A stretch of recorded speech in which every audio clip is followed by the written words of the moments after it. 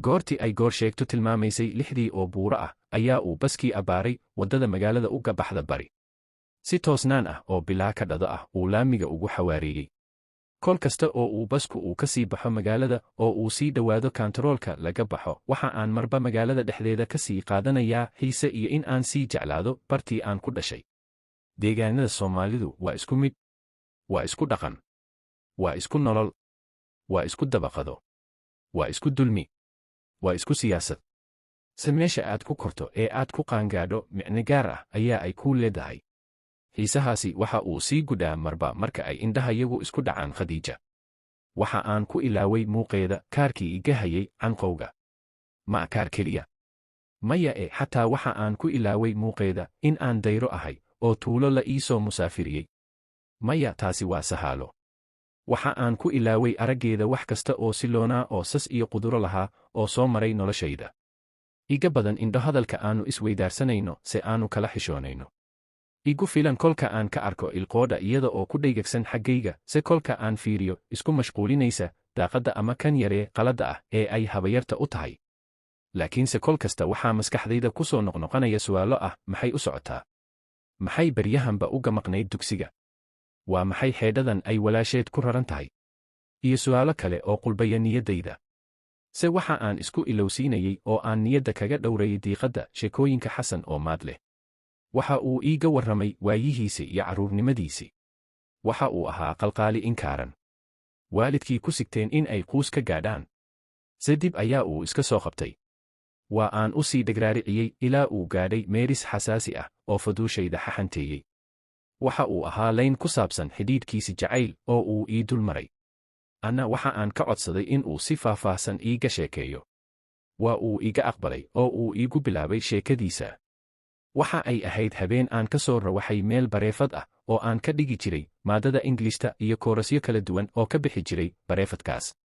Waxa ay ahayd maalin dheer oo daal badan. Shaqooyin dheeraad ah ayaan tunka saartay oo aan ka kafaalo qaatay macallimiintii shaqada lahaa. Waxa aan ka soo baxay xafiiska kadib 13 saacadood oo ay u dhaxaysay qada'uun. Gaadhi aan iibsaday bishii hore ayaa ii taagnaa bareefadka agtiisa. Markaa waxaa watay walaalkay Marwaan oo badanka xaafadda ugu shaqayn jiray inta aan shaqada ku jiro oo wixii la rabo ugu keeni jiray reerka. Maadaama uu iska ahaa Marwaan nin dhalinyaro ah waa uu ku xaragoon jiray inta aan shaqada ku jiro. Oo marba foodleyda la'ayniga ah ugu baarqabayn jiray inuu wax dheer yahay kuwa ladada ah. Habeenkaas aniga oo haliilsan oo daalan oo raba in aan ka baxo meeshan waxa aan soo abbaaray albaabka fardada keliya ah ee ka samaysan birta. Si lama filaan ah waxa aan jidka isku duqaynay gabadh markaa wada asturan oo indhaheeda keliya ay muuqdeen. Dib ayaan uga soo degay oo dhidid kulul fax iga soo yidhi oo eejin wax aan rooxaan u maleeyey cunaha igaga qabatay. Aniga oo hadalka igu noqonayo ayaa aan ku idhi. Iga raali noqo walaal. Soo soco. Inta ay si yar oo naxariis leh u qososhay ayaa ay tiri. Dhib ma leh walaal. Mahadsanid oo ay isoo dhaafatay agtaydana uu ku sii hakaday uduga ka soo kakamaya. Kolkii ay i dhaaftay oo ay ku leexatay xafiiskii aan ka soo baxay ee uu fadhiyey maamulihii bareefadku ayaa aan dib ugu soo ceshiday wejigii aanu naxdinta ku kulannay. Aniga oo xasuustayda tartibinaya ayaa aan dhugmo kaga dhugtay indhii ka caddaa midabka cad laftiisa iyo gurixii madowaa ee ku naxay araggayga. Haddana waxaa ka daarmay maskaxdayda qosolkii guuxa tirnaa ee laxanka wanaagsani ku ladhnaa kaas oo ii sababay judhiba in wadnahaygu u garaacmo si xawli ah. Laxankaasi waxa uu ii sababay in aan ka fududaado cufka waraaqda baalida ah ee samada heehaabaysa. Waxa aan go'aan ku gaadhay in aan sugo inta ay dabayshu i qaadin. Waa ay soo baxday. Waa aan kala badbatay oo aan isku dhex yaacay. Tallaabadii aan dhankeeda islahaa u qaad ayaa igu cuslaatay. Jidhkaygiiba faalig aan ku talagelin ayaa ku habsaday. Kolkii ay aragtay aniga oo indhaha ku fiiqaya, dhidid ii qooyey, kala laalaada oo karila, in aan ugu yaraan aan salaamo, ayaa ay dhankayga u soo dhaqaaqday. Iyada oo calaacalaheeda isku xoqaysa. Marna murdisadeeda suulkeeda ku salaaxaysa oo yaabkeedu ka muuqdo indhaheeda ayaa ay i tidhi gu. Walaal soo caadi ma tihid oo ay haddana indhaha ii saartay, iyada oo jawaab iga sugaysa. Codkeeda oo gaabnaa, iyo aniga oo maqli waayey mise fahmi waayey, waxa aan maqlay daaqad gaadhi oo la xidhay, dhawaaqeeduna igaga imanayo dhanka dambe. Waa Marwaan oo ku baraarugay hadalkeedii. Intii uusan laba tallaabo uu isa soo daba dhigin ayaa aan jawaab aan hadalkeeda iyo xaaladda aan ku sugannahay toona aan qusayn uga dhigay. Waxaan go'aan ku gaadhay, weliba si aan ka laabasho lahayn, in aad noqotid xaaskayga xalaasha ah. Hal mar ayaa ay jabaqdu saddexdayadaba maqalkayga ka goday, oo aanu wada sugnay jawaab la filan karo, gaar ahaan laga filan karo gabadh Soomaaliyeed oo ah jikaar, ama ugu yaraan haddii uu dhankeeda dareen kuu galo ku tidhaa, aanu isfahanno horta. Been dheh taas. Kama sinna dhammaantood, mise iyada ayaa ay gaar u tahay. Oo waxay jawaab aanu filan weynay aniga iyo Marwaan inagu tidhi, iyada oo farta ku fiiqaysa masjid dhanka bidix inaga xiga. Aabbahay waa Cumarka imaamka ka ah masaajidka Saalixul Amiinka kugu dhow ee isaga la soo hadal. Intaa markii ay i tidhi waxa aan kala garan waayey in ay run ka tahay, iyo in aan anigu riyoonayo oo aan sida doobabka oo kale aan iska rajaynayo in ay sidaas wax kasta u dhammaadaan ama u qabsoomaan. Isla markiiba waxa aan ka codsaday in ay ii qoorto tirsigeeda, waxa ayse igu quusisay oo ay ii sheegtay in aanay lahayn taleefanba. Sababtuna ay ku sheegtay in aanay wacnayn in gabadh codkeeda la maqlo sabab la'aan. Oo ay u dhaqaajisay dhankii ay ka timi. Taas waxa aan ku xaqiiqsaday goortii ay ila hadlaysay, dhib ayaa ay igu ahayd in aan u maqlo codkeeda si waafi ah, oo si hoose ayaa ay u hadlaysay una soo gaagaabinaysay warcelinta. Markii ay tagtay oo ay libidhay, waxa aan u sheegay Marwaan in uu si degdeg ah u dhaqaajiyo gaadhiga oo uu i geeyo masaajidka uu oday Cumar duljoogaha ka yahay. Kolkii aanu xawaaraynay oo aanu ag istaagnay cabbaar masaajidka, maadaama mar hore laga soo baxay salaaddii cishe, oo aanu cabbaar daydaynay meel uu marayo oo albaabka weyn ee ku aadan barxadda lagu weyso qaato dhowr jeer garaacnay, waxa aanu la kulannay odaygii oo markaa masaajidka dhan kale ka xidhxidhaya, maadaama uu masaajidku weyn yahay, oo raba markaas in uu u carraabo gurigiisii. Waa aan u gacan haadiyey oo uu dhankayga u soo tallaabsaday isaga oo indho isweydiini ka muuqato igu soo eegaya. Salaan ayaa aan u lahinqaday dhankiisa oo uu iga gadoomay. Cabbaar ayaa aan ka waraystay caafimaadkiisa oo aanu isbarannay. Kolkii aanu isfahannay labadayaduba ayaa aan uga warmay wixiina dhex maray aniga iyo inantiisa. Wejigiisii ayaa uu aruuriyey oo waa wadaad malaha waxa uu qoonsaday in aan inantiisa ka ag dhowaaday. Se mawduuca sidaas uma uu sii adkayn odaygii waxa uu iga waraystay shaqadayda iyo waxa aan qabto. Ana si hagar la'aan ah ayaa aan uga warraymay, aniga oo waxba aan daahayn. Nasiib darro, jawaab iima uusan soo celin oo waa uu iska dhaqaaqay. Anna waxaan u maleeyey in uu ka soo fakarayo oo saas ayaan isku qanciyey. Waa aan iska soo dhaqaaqay. Oo aan iska soo carraabay, aniga oo uu qulub igu hayo, sida uu wadaad ixtiraam darro ugu dhaqmi karo isaga oo dadka ka wacdiya. Habeenkii oo dhan indho iskuma aan keenin, oo waxaa marba i hor imanayay humaageedii oo ku labisan taashka caruusadda. Waxa aan maskaxda ka maleeyey wejigeedu sida uu ekaan karo, se waa aan soo rogi kari waayey. Haddana dhan kale ayaa aan ka eegay xidhiidhka inaga dhexayn doona aniga iyo gabadha aan xataa magaceeda aanan garanayn. Haddana waa aan soo rogi kari waayey. Hal xidhaale ayaa aan dhex qotonsaday. Kolka aan ku dhex milmo maleyntayda iyo male awaalkayga, waxaa iga dhaqiya Marwaan, oo marba hadal igu soo tuura, marna igu canaanta waxa ay iga ahayd in aan gabadh Islaameed guur ugu kala afqaado, isaga oo i leh. Hadday ku odhan lahayd waa la i qabaa, afxumadaada xaggee ayaa aad ula jeesan lahayd. Ceebtaada darteed xataa waa lagaa eri lahaa bareefadkan xun ee aad nafta ku hayso. Saa uu qosol gariir ka dhigan, waa aan kaftamayaa, ii sii raaciyey. Habeenkii sidii aan marba dhan isugu rogayey ayaa aan suuray, oo hurdo alle iga ganasiyey gabadha aan riyadayda ku guursaday. Subaxii waxa aan xilli hore ku soo baraarugay judhaas oo uu dhacay eedaankii koowaad. Furaashkii xumaa ee ii dheeg yaalay Marwaan ayaa aan sida askariga uga booday, oo dhanka albaabka uga booday. In aan masqusha galo, iyo in aan sidaydaas ku weyso qaato ayaa aan isku qabtay, se waxa aan niyadda iska idhi, shaydaan ayaa degdega wixii alle kuu calfo waa aad heli istaji. Wax aan weysaystay garan maayo, xataa wax aan ku weyso qaatay uma aan fiirsan, kolna aan kaadidaydii kalax ku shubtay. Wixii aan jidhkayga ku qarin karayay ayaan isku maray, oo aan isku sii daayey masaajidkii Naasixul Amiin. Masaafadii in la soo gaabiyey iyo in aan cagaha wax ku sitay garan maayee, waxa aan is arkay sidii in aan col ka cararayo, aniga oo hab ku soo idhi albaabka birta ka unkanaa ee masaajidka. Wiil yar oo meel ku beegan kadinka aan ka soo duldhacay, malaha darsi ku xafidayey, ayaa argagaxiyey, kitaabkii tuuray oo dhanka kale ee masaajidka u cararay. Oday kale oo malaha isna meel ka horraysay yarka fadhiyey, ayaa isna ku sasay damta albaabka iyo waaqda ilmahan yar oo uu dhankayga soo abbaaray. Intuu nacdalay aniga iyo ciddii aan ka tafiirmayba ayaa uu kabihiisii iyo bakoorad u taallay daaqad hoosteed soo qaatay oo uu ilbaabka kale ka baxay isaga oo weli malaha i nacdalaya. Maxaase iga galay? Oday Cumar daraaddii ayaa aan u soo guuriyey.